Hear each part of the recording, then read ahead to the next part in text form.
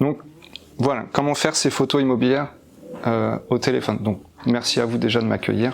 C'est toujours sympa de pouvoir voir d'autres professionnels. Je travaille beaucoup avec Trianon à Saint-Germain-en-Laye.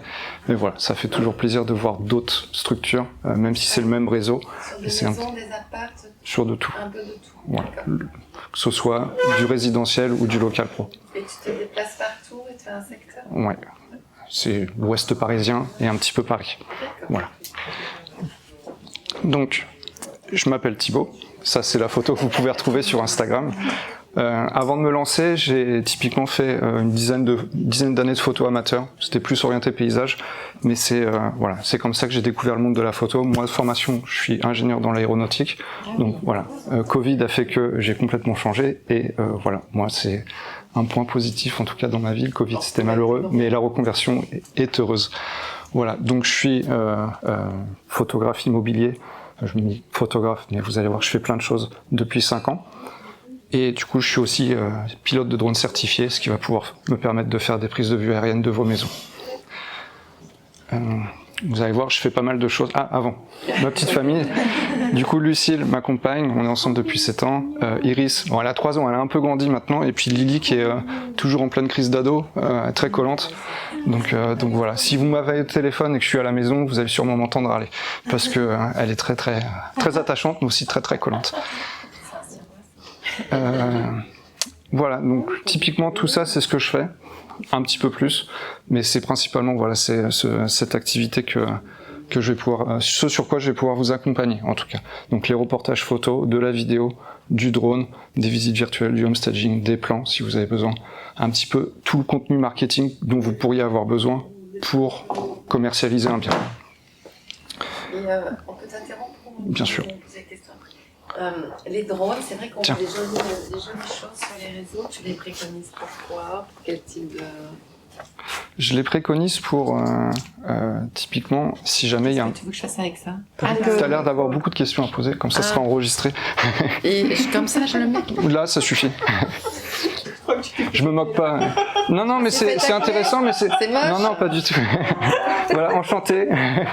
Non, pas du tout. Je suis pas là pour embêter. J'aime bien taquiner, mais généralement, si je taquine bien, c'est que j'aime bien. Donc, il n'y a pas de souci. C'est juste que c'est pour que l'appareil photo puisse enregistrer, puis que derrière, si vous puissiez vous souvenir. Donc voilà, on voit des jolies choses, et je me disais, est-ce que toi, tu les préconises pour certains biens? J'imagine que c'est davantage les maisons, les choses comme ça. Plus les maisons. Quand il y a un terrain, quand il y a quelque chose d'intéressant à voir, la petite maison qui est agglutinée à d'autres maisons. Aucun intérêt. Voilà, on va juste voir la densité. Typiquement, là où je le fais beaucoup, ça va être Saint-Nom-la-Bretèche. Il y a c'est des maisons sur des grandes parcelles. Voilà, c'est tout. Ou Gambais, enfin voilà, tout un petit peu plus loin. Au Vésinet, j'en fais pas mal. C'est le Saint-Cloud, pareil. Ou dans Gambé. Voilà. Est-ce que ça demande des autorisations? À chaque fois, il y a des autorisations de vol à demander. Il y a un délai incompressible de 7 jours, donc il faut s'organiser. Ah oui, d'accord. Mais voilà, ça permet en tout cas d'avoir des prises de vue aériennes qui se distinguent des autres. Finalement, c'est toujours un petit peu ça. Oui. Est-ce qu'il y a des villes qui interdisent le drone aussi? Alors, c'est jamais interdit, mais c'est compliqué. Ouais. Typiquement, Saint-Cloud, il y a Dassault. Dassault Aviation, c'est un site militarisé entre guillemets, demande d'autorisation de vol minimum 3 mois. Ouf. Voilà. Il faut demander au ministère des Armées. Voilà, il y a des sites comme ça. Pareil à Nanterre, par exemple, il y a la prison. On peut pas le faire. Vélizy. Quand on regarde sur Google, c'est bien flouté. Voilà, c'est tout flouté. Typiquement, s'il y a un truc flouté, considérez que à proximité, c'est mort. Vélizy, c'est pareil, il y a la base militaire. Versailles, il y a Satori. Voilà. Versailles, c'est mort. Non, en fait, il y a une certaine distance à respecter. Et ça, typiquement, c'est du cas par cas. Moi, je l'étudie et je vous dis si oui ou non c'est possible. C'est pareil, Paris, en théorie, c'est pas possible, mais c'est possible avec des autorisations. Peut-être Gambé, il y a besoin d'autorisation? Non. Enfin oui, il y a besoin, mais c'est facile. Il y a toujours besoin. À partir du moment où c'est en ville, en agglomération, il y a toujours besoin d'une... Pardon ? C'est au maire qu'il faut demander. Il y a un peu la terre entière à demander. Il y a les aéroports, typiquement, si je prends l'exemple de Gambais, il y a des aérodromes à côté. Du coup, il faut que je leur demande l'autorisation et au moment de décoller, il faut que je leur dise est-ce que je peux décoller? Et ils me disent oui ou non, dans combien de temps? Et il faut tout le temps rester en ligne. Il faut faire des notifications à la mairie. Eux, ils ont leur mot à dire, mais s'ils ne disent rien, typiquement, il n'y a pas de problème. Voilà. Et puis après, il faut prévenir les voisins au moment de décoller, se dire restez chez vous. Voilà. Moi, normalement, j'ai mon chasuble jaune qui dit pilote de drone, donc si jamais il y a un souci, on vient me voir directement. Voilà. Et les demandes d'autorisation, c'est purement pour la sécurité, c'est de la gestion de risque. Typiquement, une mission drone, l'organisation du drone, c'est une gestion de risque. Si le drone tombe malheureusement sur la tête de quelqu'un, c'est un drone léger, il va pas lui faire mal, enfin pas lui faire mal, il va pas le tuer, mais voilà, ça peut faire du dégât. Et si je fais pas ça, il y a des problèmes d'assurance. C'est ma responsabilité qui est mise en jeu. Des fois, ça peut aller un peu loin, donc on évite. On fait les choses correctement. Super, merci. Voilà. C'est à peu près tout sur ce que je fais. C'est déjà pas mal. Donc du coup, pourquoi je suis là? Je suis là parce que cette stat, je l'ai vue quelque part. Je ne saurais pas vous dire où. Est-elle vraie ou pas? Je sais pas. Mais en tout cas, quand on regarde les annonces... Elle est énorme, ouais, ça me paraît énorme. Ça se voit sur les annonces. Hein. Quand on regarde les annonces, on se dit que c'est pas tout à fait déconnant. Oui, certaines annonces, parce que 8 annonces sur 10 sont dégueulasses. Oui. Non, ça veut pas dire qu'elles sont dégueulasses. Ça veut dire que voilà, il y a peut-être mieux à faire à chaque fois. Mais moi aussi, je la trouve énorme, mais je la trouve intéressante. Donc du coup, je suis là pour vous expliquer comment est-ce que vous pouvez améliorer vos prises de vue avec votre téléphone. Donc en gros, j'ai distingué 5 étapes. Vous allez voir, il y en a une qui est assez facile à mettre en place, qui concerne préparer le bien, mais surtout avant ça, s'il vous plaît, nettoyez vos lentilles. C'est vrai. Voilà. Des fois, ça peut permettre de faire des photos floues. Hop, c'est propre. Ça prend pas plus de temps que ça. Donc voilà. Après, préparer le bien, c'est valable et pour faire nous nos photos et pour si on fait appel à toi, oui. ou à un autre photographe. Enfin, de toute façon, n'importe qui. Voilà. Vous allez voir, je vais vous donner un petit doc qui, moi, m'a sauvé la vie, entre guillemets. M'a simplifié énormément de choses. Voilà, exactement. Donc, vous l'avez deviné, ça commence par préparer, ranger bien, désencombrer. Si vous faites pas ça, ça c'est le truc le plus important. Vous avez beau prendre vos photos n'importe comment derrière, si c'est pas rangé, ça va déjà ça envoie une mauvaise image du bien. Que ce soit le fait que comment est-ce que les propriétaires entretiennent le bien, ça sous-entend quelque chose, ça sous-entend énormément de choses. Donc on range. Le mieux c'est d'avoir les propriétaires rangés et nous on peaufine, ou vous si vous êtes tout seul sur place, ou vous avec votre photographe, c'est de peaufiner pour pouvoir vous concentrer sur la prise de vue. Tout simplement parce que votre téléphone, votre appareil photo, c'est pas magique. Si vous savez faire des retouches, vous pourrez en faire, mais vous allez quand même être limité. Et puis derrière, c'est du temps que vous allez passer, au bout d'un moment, ça va. Donc un exemple que j'avais eu une fois en arrivant, typiquement c'était assez chargé, donc on peut tout vider. Là j'avais dû le faire en 2 fois, faire un petit peu de Photoshop derrière. Mais voilà, c'est pour vous dire que c'est quand même beaucoup plus vendeur quand la pièce est rangée que quand ça l'est pas. Ce document-là, vous en faites pas, vous allez pouvoir le télécharger, je vais vous l'envoyer.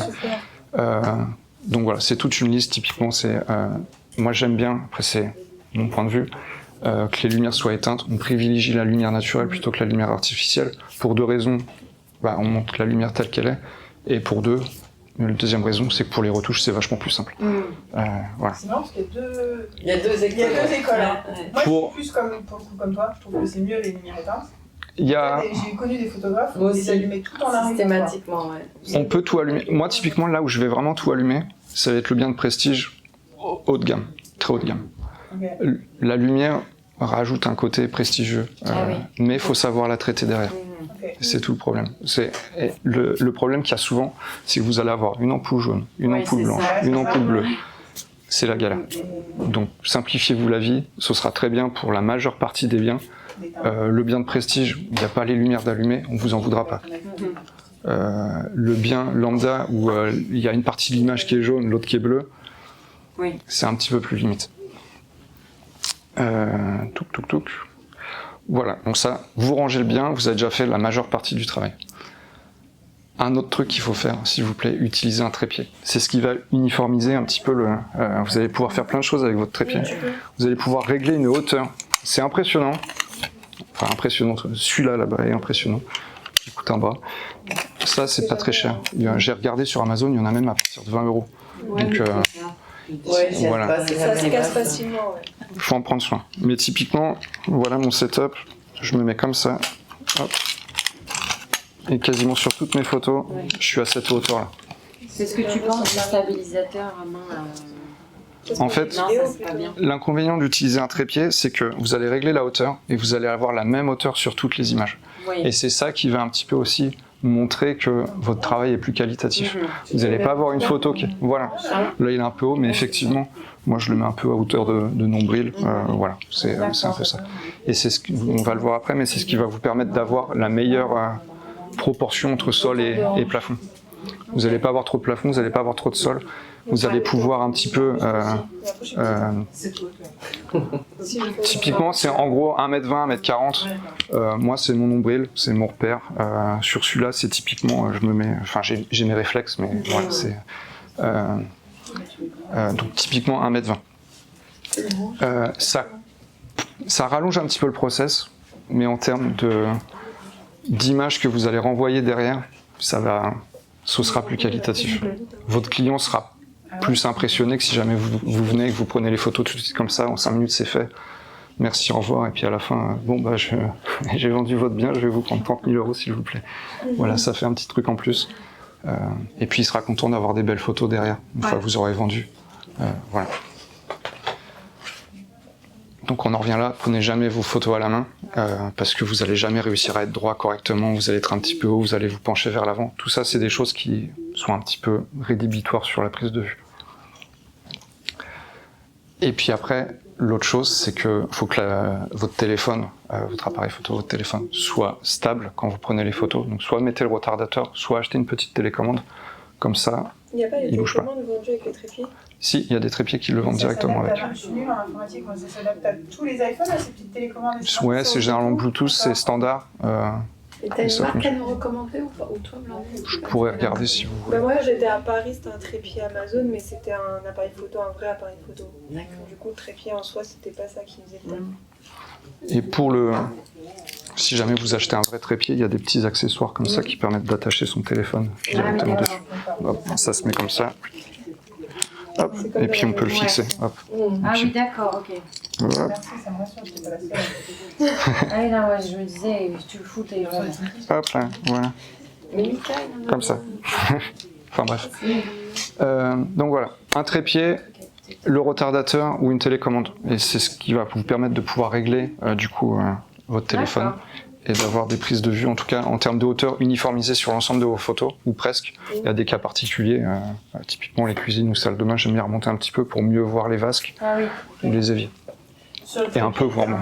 Oui. pardon, sur les trépieds, il y a une sorte de bulle là pour savoir si on est bien droit. Et moi là, si je regarde, pour moi là, t'es tordu. Mais Je suis complètement tordu. D'accord, ok, non mais c'est Et ça. on va le voir après. Ok. Il y a des petits trucs qu'on peut activer sur votre téléphone qui va vous donner pas mal d'indications. On met dans l'appareil photo.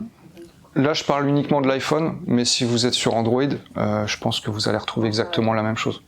Oui, surtout maintenant. Donc le fait d'être droit, ça fait partie du cadrage et de la composition des images. Donc, sur votre téléphone, en allant dans les paramètres, vous allez pouvoir activer la grille et le niveau. Et typiquement, le niveau, c'est ce qui va vous permettre de pouvoir indiquer, enfin vous allez voir visuellement si votre téléphone il penche à gauche, à droite, en haut, en bas. Et ça vous... C'est sur quoi? Dans les Alors. paramètres. Attends, Après, j'ai ça, nous les je peux dire. Il va dans le photo. Là, je t'avoue que là, ça. Ça va trop vite, il va nous les dire. Attiser la Je peux vous les dire. curiosité. On pourra le faire si vous voulez après. Moi, je pourrais faire une petite vidéo derrière à la maison pour vous montrer comment on fait. Tout le monde a un iPhone? Ouais. Non. Ah ouais, Non? ok. Ce sera pareil. Faudra peut-être chercher sur Google. J'ai là, celui c'est dans les qui réglages. fait une meilleure Attends, photo que bouge l'iPhone. Ah bah, tant mieux. Là, c'est Des tips la grille, je l'ai C'est déjà. l'ultra D'accord. dernier. Mais attends, je sais plus. C'est- Alors, Il va nous montrer après. ouais, je vous montrerai. Mais c'est typiquement, en gros, la grille, ça va être 2 lignes horizontales et 2 lignes verticales qui vont s'afficher. C'est le truc qu'on voit partout chez les influenceuses, là, c'est pas dans photo avec des grilles, on voit des... Peut-être, je sais pas. D'accord. Mais en tout cas, voilà, ça va vous donner tout ça, ça va vous donner des informations sur comment est-ce que vous allez pouvoir orienter votre téléphone. Et typiquement, je vais prendre l'appareil photo parce que ce sera plus simple visuellement. Mais typiquement, quand vous prenez vos photos, bon, évidemment, on évite d'avoir le téléphone comme ça, mais aussi pencher en avant ou pencher vers le... Les filles, Hop. les filles. Quand vous allez prendre vos photos, évitez d'avoir... Enfin, en gros, il faut que votre téléphone soit droit. Je vous le montre avec l'appareil photo parce que visuellement, c'est plus simple. Donc, il penche pas à gauche, il penche pas à droite, et puis il penche pas en haut ou il penche pas en bas. Donc, bien droit sur les 2 axes. Et ça, typiquement, le niveau sur le téléphone, c'est ça que ça va vous indiquer. La grille, ça va vous permettre de pouvoir... Il y a une règle en photographie qui est bien pour les débutants, qui s'appelle la règle des tiers, et qui typiquement veut dire que une photo est équilibrée quand vous mettez vos sujets sur un des tiers, qu'il soit horizontal ou vertical. Pareil, ça je pourrais vous le montrer si vous voulez. Ta grille, t'en fais quoi? La grille, typiquement, c'est juste un indicateur visuel pour dire que ma photo, elle est correctement, elle est bien cadrée. Typiquement, c'est plus dans... Vous allez pouvoir une des choses que vous pouvez faire simplement, c'est juste vous mettez dans un coin, mais des fois vous voulez prendre des photos de face. Et si vous orientez un petit peu de déco sur les photos, et ben je sais pas, peut-être qu'il y a une cruche, un vase, quelque chose comme ça, au lieu de le laisser au milieu et qui bloque le chemin, et ben le décaler à gauche ou à droite. Et là vous verrez sur votre grille, vous avez des lignes verticales, vous le mettez juste sur la ligne. Point. Et voilà. Et au moins ça déséquilibre pas la photo. Donc ça, je vous disais, on se met à hauteur d'homme, entre guillemets, donc 1m20, 1m40. Moi, c'est à peu près à cette hauteur-là sur mon appareil photo. En fait, si vous le mettez plus haut, vous allez avoir beaucoup de plafond et peu de sol. Si vous le mettez plus bas, vous allez avoir beaucoup de sol. En fait, c'est le juste milieu du C'est le juste milieu, et c'est ce qui va pouvoir vous permettre de ne pas incliner votre téléphone pendant la prise de vue.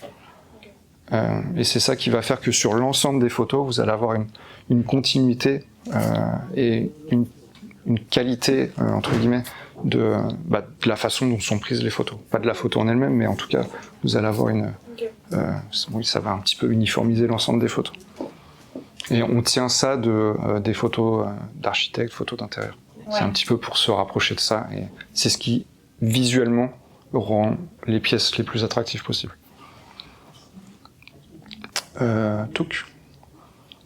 Et voilà, typiquement un truc simple, c'est vous mettez dans un coin, vous montrez le volume, et puis après quand il y a des éléments, typiquement un îlot central dans une cuisine, vous mettez vraiment pile en face, c'est esthétique, voilà. On voit moins le volume, ça compresse un peu le premier plan, l'arrière-plan, mais voilà, esthétiquement, visuellement c'est plaisant. Oui, le zoom de l'iPhone, quand vous le mettez en x0.5 sur le grand angle, c'est un peu trop. Sinon, il y a des accessoires. Les pièces rondes. Voilà, ça va faire ça va étirer tout ce qui est sur les côtés, sur le grand angle, ça va faire des kilomètres. Pensez à votre radiateur qui lâche comme ça dans la vraie vie, qui sur la photo est énorme comme ça. Sinon, si vous n'avez pas de grand angle, vous avez des petits objectifs que vous pouvez adapter à votre téléphone. Donc ça existe. Celui-là, par exemple, je peux venir le mettre ici et voilà. Donc si vous n'avez pas de grand angle, ça peut être faisable. Pour un ordre d'idée, ça coûte 80 € celui-là. D'accord. Je crois, de mémoire. Mais je sais plus exactement. Mais ça existe. De quiche, un truc comme ça. Grand angle, c'est qu'il faut avoir les 3. Version pro, là où il y a les 3 objectifs pour avoir le grand angle sur l'iPhone. Pas forcément. Là, je sais pas. Je saurais pas répondre. Mais oui, là, je pense que vous là. C'est pas une question d'objectif. Non, typiquement, quand vous prenez une photo, il y a marqué x0.5. Oui, c'est la distance. x0.5, ça va être le zoom. C'est le zoom. Vous avez x0.5, x1, après x2, x3. Et sur les téléphones pro, il y a je crois même x5. Moi j'ai pas. Donc il faut faire au minimum 0,7, c'est ça? Voilà, moi j'ai fait le comparatif, j'ai posé mon appareil photo et je voyais ce que je voyais sur l'écran de mon appareil photo et j'ai fait la même chose avec mon téléphone. Ça correspond à peu près à x0,7. D'accord, ok, 0,7. Voilà. Et le x0,5, moi je le trouve beaucoup trop large. C'est trop large. Vous allez typiquement avoir le retour, les pièces paraissent beaucoup plus grandes que la réalité. Voilà. Hop. Ensuite, une des choses importantes, c'est de maîtriser l'exposition de votre photo. Si elle est, vous allez voir, en prenant juste les photos avec votre téléphone, vous allez souvent rencontrer le problème d'avoir une fenêtre qui est surexposée, qui déborde un petit peu sur le reste de la pièce. Il y a des petites astuces. Malheureusement, vous n'allez pas forcément pouvoir, juste avec votre iPhone, avec l'application native, vous n'allez pas vraiment pouvoir. Il y a des façons pour pouvoir atténuer, mais si c'est vraiment une grande différence, il faudra utiliser d'autres solutions. Moi j'ai un problème avec les fenêtres, c'est-à-dire que si je laisse normalement, mon appareil normal, la pièce est claire, c'est cool, la fenêtre est blanche, c'est moche. Si je m'adapte à la lumière de la fenêtre, la pièce est sombre. La pièce est sombre. Et j'arrive pas à trouver un juste milieu. Ok. Ça me saoule un peu. Oui, je comprends. C'est un peu chiant. Faut du coup, si vous avez l'option, activer le format RAW. Donc c'est un petit peu, c'est du langage un peu vulgaire, mais c'est typiquement, je vais vous montrer. Typiquement, c'est le format natif de la prise de la photo. Une photo, quand vous voyez un format JPG, c'est une photo qui est compressée, qui est déjà traitée. Derrière, si vous voulez faire des ajustements, c'est plus compliqué. Ah d'accord. Là, c'est le format brut. L'efficacité ou le plus compatible. Voilà, c'est ça.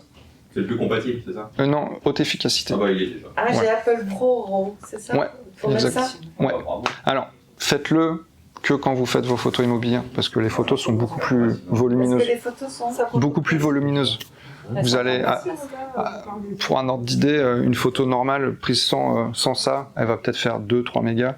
Là, vous allez plus aux alentours de 50. Moi Voilà. je suis comme ça tout le temps. Ah oui, d'accord. Mais il y a... Plus accessible à activer le format RAW par... Ça rentre sur MyCam les gros formats? Ouais, si c'est possible. Normalement, je pense. Là, sur Samsung, je sais pas. J'en sais rien, il a dit sur montrer tout après. C'est dans les options de... Oui, dans les réglages. C'est dans les réglages principaux du téléphone. Il y a une partie qui correspond à l'appareil photo. Et c'est dedans. C'est là où... Après, sur le principe, là, je vous explique sur iPhone, mais typiquement, la logique derrière, c'est la même. Peu importe l'appareil qu'on utilise. Sur cet appareil photo ou sur celui-là, je peux ne pas utiliser le format RAW et avoir les mêmes difficultés que vous sur la prise de vue. D'accord. Donc, le fait d'avoir les fenêtres qui sont complètement blanches, on évite le contre-jour parce qu'il est difficile à gérer. Dans la mesure du possible, des fois, on n'a pas le choix. Voilà. Mais je vais vous montrer comment on peut diminuer un petit peu les choses. Enfin, notamment les fenêtres. Faites la mise au point, ça va de soi. Mais on peut vite l'oublier. Et si besoin, moi je n'ai pas trouvé sur mon téléphone comment faire, mais je sais que sur mon ancien téléphone je l'avais, vous pouvez activer l'option HDR qui va vous... réglage appareil photo. Ouais, je sais pas, moi je l'ai pas trouvé. Mais en tout cas, je sais que ça existe. Je l'ai pas, ça appareil photo. C'est voilà. HDR activé. Vous faites ça. Le HDR, ça va typiquement, si vous voulez comprendre un petit peu comment ça fonctionne, ça va prendre plusieurs photos à différentes expositions différentes. Donc vous allez avoir une photo claire, une photo sombre, une photo normale. Ça mélange le tout. Moi, c'est ce que Comme j'avais on fait le photographe. Comme fait le photographe. Ah, ça c'est... Et ça l'assemble automatiquement. quand je prenais mes photos toute seule avec l'appareil photo dans mon ancienne agence. Ça faisait 3 photos. Ouais, Il y avait typiquement. une sombre, une normale, une claire. Et après, sur le logiciel, on rassemblait les 3. Ouais, typiquement c'est ça. Là, si je prends une photo, Vachement bien. Ah oui, d'accord. ça en prend plusieurs. C'est pour ça qu'on entend. Voilà. Ouais. C'est ça. Et en gros, typiquement, si on regarde, je sais pas si vous voyez, mais il y a une photo relativement claire, une photo sombre, et une photo, on va dire, normalement exposée. Donc si je prends Et les photos, dehors... c'est après. De toute façon, les trois. Sur le logiciel, après. C'est le logiciel. Oui. C'est quoi comme réglage quand tu cliques C'est alors là sur l'appareil photo, ça s'appelle du bracketing. Donc c'est le fait de prendre plusieurs photos la même photo mais à différentes expositions. Et après, c'est assemblé manuellement. Moi, j'ai les photos, je récupère les 3 photos, 3, 5, 7, 9, en fonction de votre réglage. Est-ce que c'est ce qu'on appelle la rafale? Ça n'a rien à voir. Bah là, la rafale, c'est le fait de prendre plusieurs photos rapidement. Ça va pas forcément faire du bracketing. Et le HDR, c'est le fait d'assembler ces photos-là et d'avoir une plage dynamique. Donc la plage dynamique, c'est le fait de voir la zone sombre et la zone lumineuse plus grande. C'est du boulot quand même. C'est pour ça, si vous faites le HDR avec le téléphone, il le fait tout seul. D'accord. C'est pareil, c'est un traitement automatique par le téléphone, donc ça a ses avantages, ça a ses inconvénients. Vous aurez moins de flexibilité sur le rendu final. La petite astuce, notamment pour les fenêtres, c'est de sous-exposer légèrement la photo. Ouais. Ça, vous pouvez le faire sur votre téléphone. Il y a un petit curseur pour régler l'exposition. Voilà, il y en a même un autre plus précis qu'il faut activer dans les réglages. Je pourrais vous montrer ça aussi. Ça va vous permettre, en gros, typiquement, vous allez baisser l'exposition de la photo. Et après, quand vous allez retoucher les photos, vous allez pouvoir la réaugmenter, mais au moins vous aurez voilà, vous aurez un petit peu de données. Visuellement, vous pourrez récupérer un petit peu de données sur la fenêtre. Donc, vous pourrez légèrement voir à l'extérieur. Okay. S'il y a un vrai contraste, enfin une vraie différence de luminosité entre l'extérieur et l'intérieur, vous êtes mort. Okay. Ça, c'est même moi, je gère pas. Je suis obligé j'ai mes bases de 3 photos, mais ça m'arrive des fois d'en faire une 4e exprès pour la fenêtre, pour être sûr d'avoir la fenêtre. Quand tu dis sous-exposé, ça veut dire que du coup... Rendre la photo plus sombre. Ouais, c'est ça. L'intérieur est plus sombre et l'extérieur est hyper net. Voilà. Alors, il faut trouver le juste milieu parce que en fait, vous allez pouvoir... Faut pas que tu fasses ta mise au point sur l'extérieur. Non, mais ce que je veux dire, c'est que du coup, tu as sombré un peu l'intérieur. Voilà. Et que ça, tu pourras comme ça, on peut distinguer. Voilà. Si tu es surexposé dehors, quoi. On peut plus facilement rééclairer une photo que la sombrer. Déflouter là, on voit pas. Voilà. Là où c'est tout blanc, généralement, vous allez, du coup, après à la maison, sous-exposer les photos, ça restera tout blanc. Ou ça va devenir gris, moche, sale, cochon. Donc voilà, sous-exposer, moi je le fais tout le temps. Ma photo de base, elle est sombre. Voilà. Et souvent, on me demande je peux voir les photos avant que vous partiez. Oui, si vous voulez, mais ça va pas donner grand-chose. Vous allez voir que... Oui, typiquement, c'est un peu ça. Et puis après, on arrive à la fin, ça va être la partie de retouche. Donc il y a des applications sur le téléphone, il y a Lightroom, qui est du coup une des applications que moi j'utilise, mais sur l'ordinateur. Il y a des choses gratuites. Ah ouais, ouais. D'accord. Pardon ? Snapseed, j'ai déjà essayé, j'ai rien compris à l'application. Je trouve pas ça fluide, j'arrive pas. C'est peut-être un peu... Après, c'est mon métier, c'est peut-être pour oui. ça, mais... Faut regarder... Je sais pas. Non mais typiquement, si vous avez Lightroom sur votre téléphone, ça peut faire le job. Lightroom. Lightroom, on peut le rechercher où ? Vous allez sur l'Apple Store et vous le trouverez. Il y a une partie... Sur l'ordi, ce que tu dis, oui, en fait typiquement...